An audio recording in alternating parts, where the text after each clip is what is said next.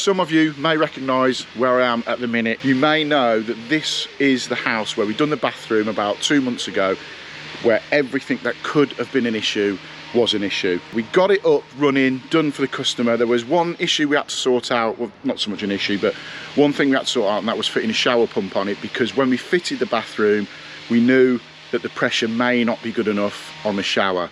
When it went in and we tested it, the customer said, yeah, we just want it that little bit more. But what I had done prior to that, I'd put the pipe work in so it was accessible for a pump to go on. So A, we're here to do that, and B, a problem that I found on the very last day when I was fitting this bathroom, but fair play to the customers, they said, don't worry about it now, have a break, go on holiday, because this was prior to my holiday, go on holiday, when you come back, we can sort it out. So we're also here to do that. Let me take you in and show you exactly what is going on.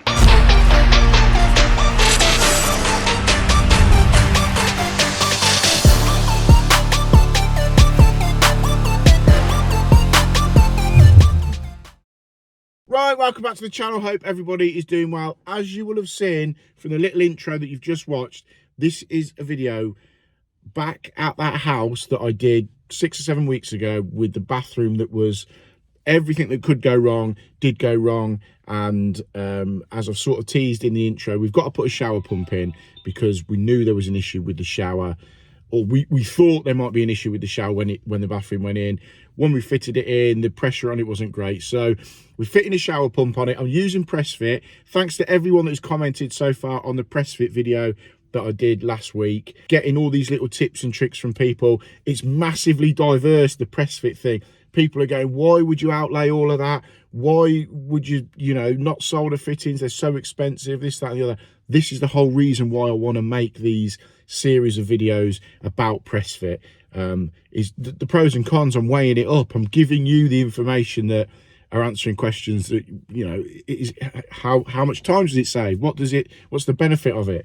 We're finding that out. So appreciate everyone who commented on that, and the little hints and tips that I've got.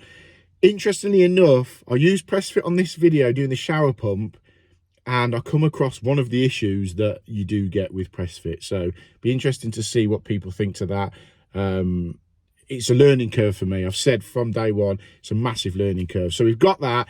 And the second half of the video, I'm not going to ruin it for you. The second half of the video is quite a big problem that we knew about on the bathroom when I filmed the end of the series on the bathroom. I knew about it, and I didn't tell you about it because I had to get it sorted.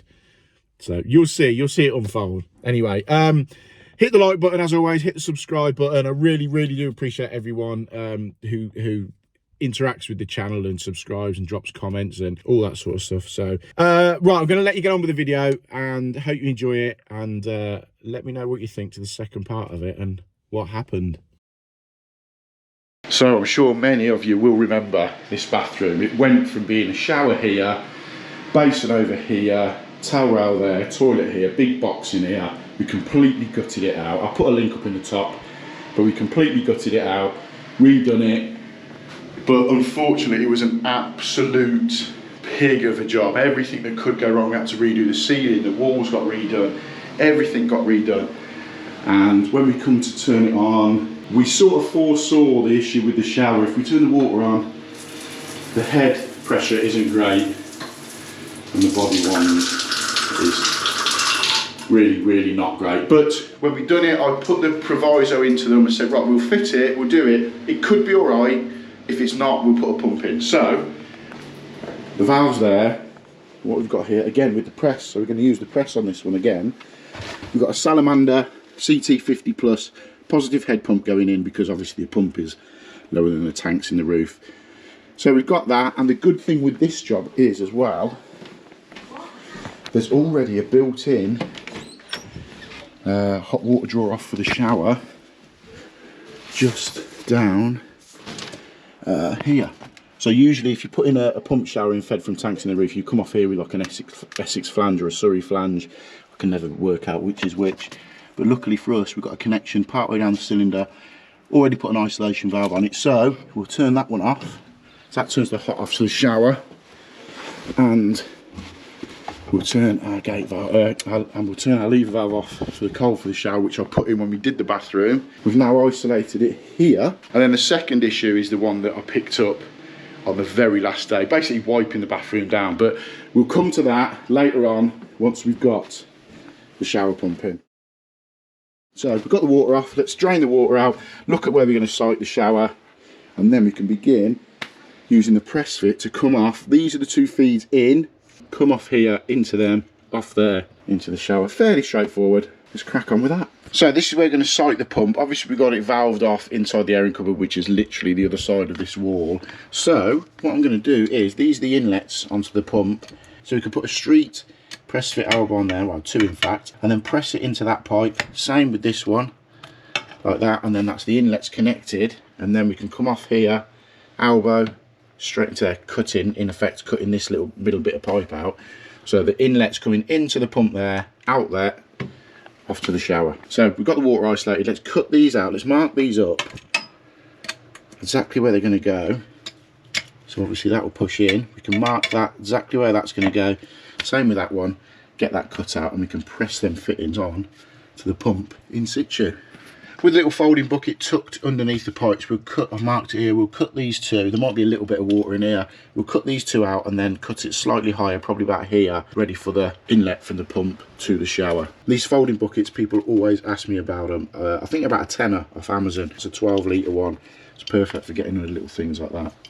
So let's cut that out, and it's also going to cut out that ugly little coupler that I put in there.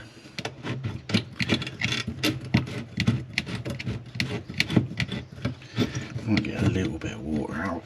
I shouldn't get too much, to be fair.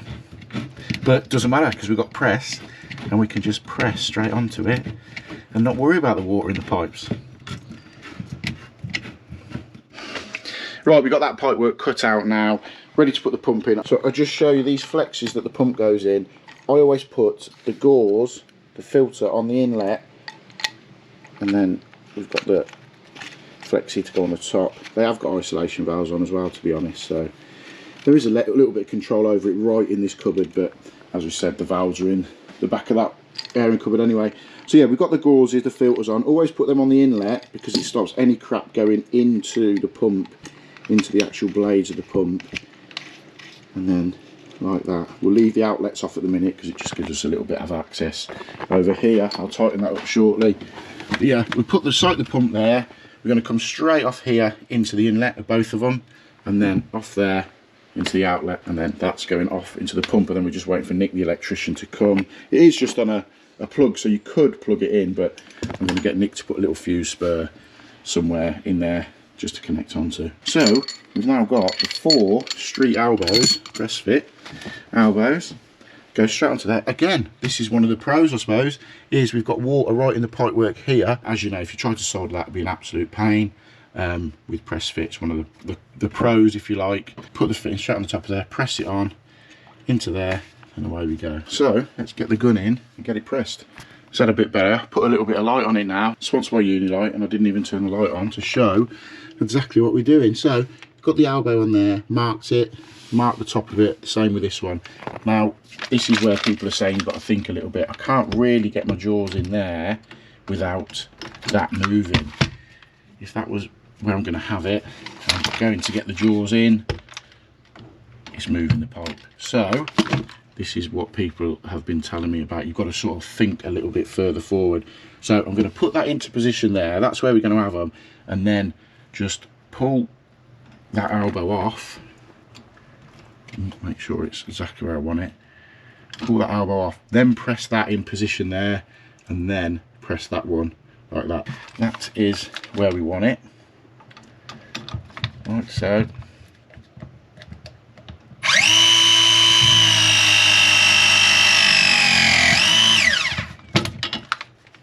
Perfect. And then we can put this one where we want it there. Jaws open.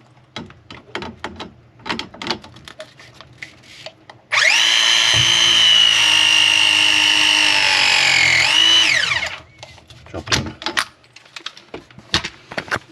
Uh-oh. Perfect example. Right, I've that one up. this is exactly what people have said about it. Look, you got the mark here when I've put the jaw in. This has moved that way.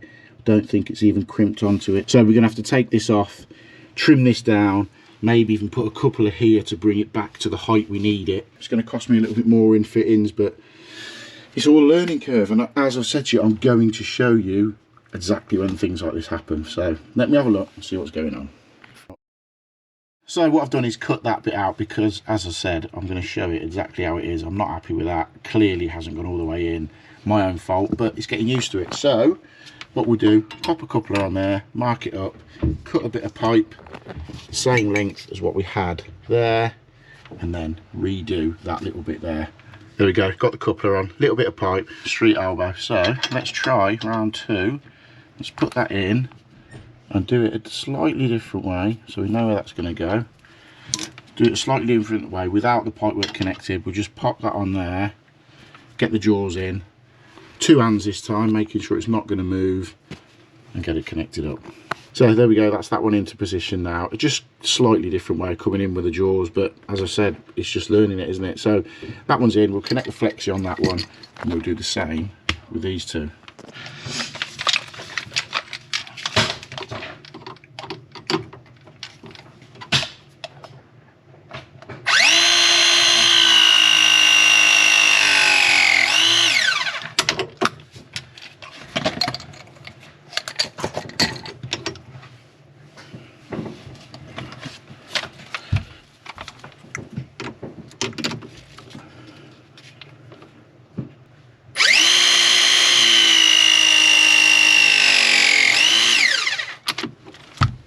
Yeah, baby. Yeah, baby. Oh, we've got some water in there. In where? Nice. Oh, yeah, keeps the dust down. So I've done this side, I've pressed this side in, so we've got the, what is it, hot side to do. So again, put it in, marks it up, and what I'll do with this one is, because we've got a little bit more access, is put it into position as it is, and then we can press each of these in situ. So let's get the gun. I've got like an electrician here, like here, right on. Loving it. Yeah, look, squeezing in, Nick, haven't we? All right, what is it? All right, Sean. Yeah, you're right, Sean. Every episode, Sean, you're going to get a shout out. All right, yeah, Sean. Good old Sean. So yeah, we've got Nick. So Nick's putting in the feed. We were going to have a few. Well, I assumed we was going to have a fuse spare, but like Nick said, because the plug's fused, we're just going to put a plug there, and then it's easy access. If ever we've got to take it out, just unplug it. Job done. So let's get this pressed up and get out of the way so he can get on. All right, Sean. All right, Sean. How you doing, mate? So what I'm going to do is just hold these in place as I'm pressing it to start with, and what I'm finding is if you hold the first one in place and it locks on, you've then got that sort of fixed point to do the rest of it with. So that's moved a little bit, hold it there. No, can't get to it that way. There we go, that's better. Make sure it's upright.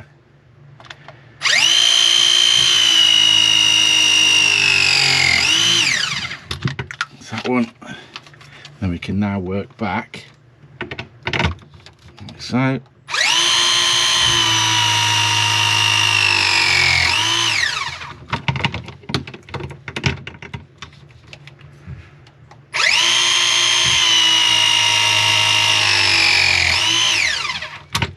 And then the last one is just here.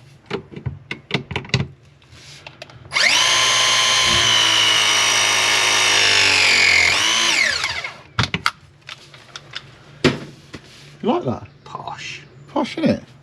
Snazzy, mate. Snazzy, even the electrician says it's snazzy. So that's all in, pressed in, done. We'll get the water back on.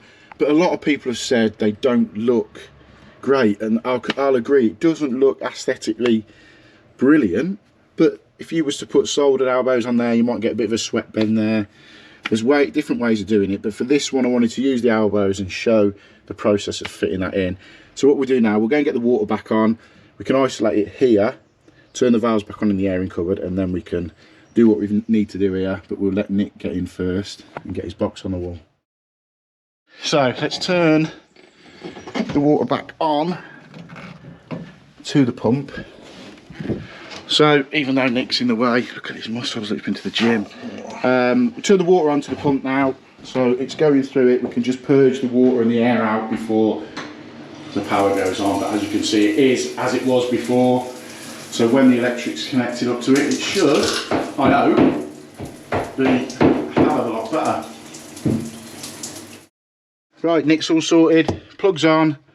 We've pulled water through the pump dry without the pump running, so we'll now pop the pump on and hopefully, touch wood, we've got a power shower. Perfect, look at that. Exactly how they wanted it. As I said, when we put this bathroom in, because I had a mixed shower there before that ran without a pump, we weren't sure on how this one was going to be. So we fitted it, they've been using it, but obviously now with a pump on it, it's a lot better. And I can now use the one bit that I haven't used so far. Perfect. It's not too. And there you go. It's not too bad, but you're always going to have a little bit of noise with the pump running. But because it's in the wardrobe, we put the carpet down, and with the clothes in here as well, it's going to deaden the sound a little bit. But the customer was completely aware of how the sound was going to be. But yeah, I'm happy with that. Turn that off. And the next one. So that's the shower pump side of things done. Let me now show you what the other issue is, which is a bit of a bigger issue, and it's an issue that, as I've said, I knew about the day that we handed the bathroom over, and it's been a month or so, maybe 6 weeks or so, and we finally come back to sort out this little issue. So it's Saturday morning now. I told you we had 2 jobs to do on this bathroom that we finished off a while ago. The pump is now in, customers are happy with it. They put all their stuff back in. As long as there's flow, circulation around it, it's absolutely fine. They're over the moon with it. Now, if you remember back, we've done this bathroom, handed it over. Now, the day that I handed it over, if you remember, this bathroom was tested, shall we say. Everything that could go wrong with this bathroom did, and there was issues, and the walls had to be redone, the ceilings had to be redone, everything. So it was beginning to get to me a little bit. Anyway, the end was in sight. We got it all in, finished, and I was wiping everything down, ready to hand over to the customer. Basin in, worktop in, siliconed up, everything, and I happened to notice this on the worktop. I don't know if it's going to pick it up on the camera, just here. There's like a little dent in the worktop, and it just, you can see it straight away. Someone said to me you could maybe rub it down with fine sandpaper, so I've got some, like, whatever grit it was, I can't remember now, to see if we could get rid of that. It just didn't work. So what I said to them was, it's not an issue, we'll get it out. But this was probably 4, maybe even longer than that, 6 weeks or so ago now. Customers were brilliant on this job, and like I always say, it's all about that rapport with your customer. They said, go on holiday, chill out, relax. It's not an issue. I had to come back and do the pump anyway, so we'll get that done at the same time. So shout out to Dave at Plumbase, as always. He got me a replacement worktop. In fact, the worktop was there within a week of me mentioning this. So this morning we're here. We just got to disconnect the basin, cut the silicone out round it, and lift it off of here. And then we've got the replacement one downstairs. Put it down, remeasure it, get it all in, and put it back in. It sounds easy when you say it like that, but it should be okay. Just cut the silicone out, get the silicone off the wall, get the basin out, and lift it and see where we're at. So first things first, we disconnect the basin under there, shut the water off, disconnect the waste, get the basin out, and then lift this out. So with the isolation valves under here, we just shut these off, undo the waste, if we can get to it, just there. And then just whip the flexi hoses off the top of these isolation valves, then we can lift it out. So that's that disconnected underneath, got the waste disconnected. What we'll do now with this knife is just cut round the bead of the basin, and then get this out, and then cut round the bead of the silicone on the worktop, and then ease that off. It doesn't matter too much if this breaks coming out, because it's got a thin edge on the back here. It might be a little bit easier, But we try and get it out in one by cutting the silicone and trying to lift it.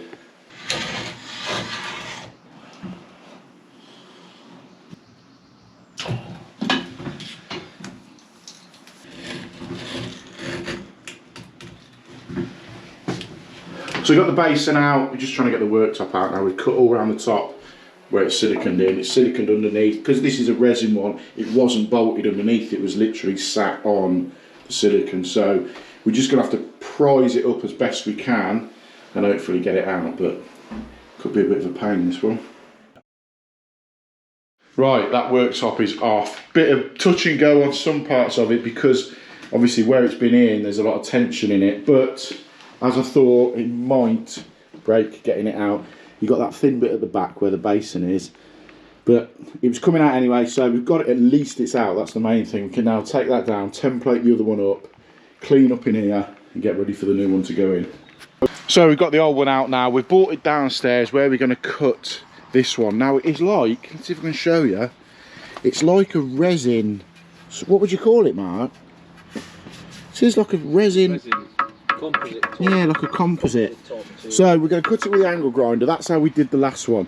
So we've measured exactly the same, 1510, cut this off here, and then what we'll do, we'll measure exactly where the basin's sitting, roughly around there, because that's got to be cut out, and then the little lugs off the side here have got to be trimmed out as well for the basin to sit in. So got the angle grinder, real thin blade, take it straight through it, and then we can measure out for the basin. And hopefully this one's all right. We've checked it. We're going to leave the film on it as long as we can. Mark's been over it with his delicate hands, inspection glasses, look, making sure it's spot on. But yeah, we can only do what we can do. So we'll get it cut and get it in. Shut up, so filling your van up with crap. Ooh. Steady. We good? you could. You ready? Put a new blade in it. What have you done to that one? Little chunk out of it. Knowing how, look at it. I saw a bloke in Warwick the other day, he's got exact same tent box as you. Yeah. On the roof of a car. But the tent box was nearly as big as the car. It was only a small one. Was it? I thought that looked shit, mate. Do you really know how shit that looked? It was down by the, what's the hardware shop? Torres. Torres, down there, outside there it was. You need to get a bigger car if you're going to put one of them on the top. I bet when he folds the tent out, you can't see the car. When he goes around the corner, it's top heavy. Top heavy, yeah. Right.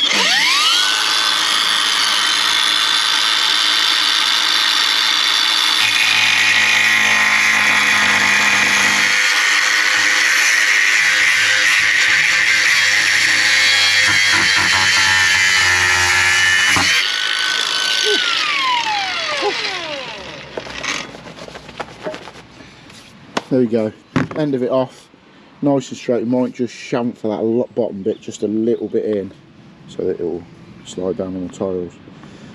Yeah, got that done. We cut this bit out now. That's the tricky bit.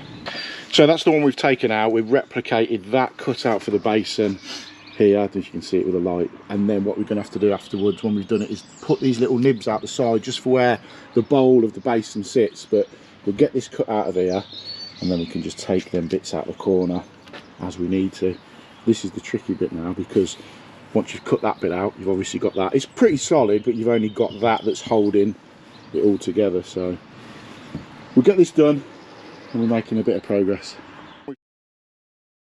There we go, basin's all cut out now, spot on. We've left the film on, so we're going to get it all cleaned down, take it upstairs, lie it into position, then when we're all happy with it, then take the film off. Probably part of you thinks, well, you should take it off now before you take it up, but we're going to leave it on just so it's not going to get any marks or anything on it on the way up. But once it's in place and in, we know we're all right then. Right, we nearly forgot then just to take these little nibs out the corner, otherwise we'd have got it up there struggling and then gone shit, we need to bring it back down. So as I say, we've got to take these little nibs out there as per that one, just for the edges of that basin, because it's got that sort of half moon bit in the bottom. You've got to just take them bits out. So we'll get them out and get it up. It's in position. We've just put it in dry at the minute. It's still got the film on it. We've offered the basin in. That is perfect. So we're all happy with the way that worktop is now. The basin's going to slide in fine. So what we're going to do is lift it, fix it down, or sort of dab it down on each of the unit tops, because as I said before, we don't want to screw into this because of what it is. So we'll dab it down, put it in. It's absolutely solid, and then we can silicone round it, get the basin in, silicone the basin up, everything lines up, and then have a good wipe down and make sure everything's all right. But we still haven't taken the film off. Looks fine. I can't see any problems with it. But yeah, I'll probably bed it down now, then take it off, and then put the basin in. So yeah, it's coming together. A little bit of an issue with that divot, but fair play to Plumb Base, and I can't remember who did the worktops off actually, but they sorted it out anyway. There we go, back in, basin in, on, working, just as it should be. Worktop's fine now. It's just one of those things, you know, it's how you deal with issues like that. We noticed that right at the very end of the job when I was wiping everything down and siliconing everything in.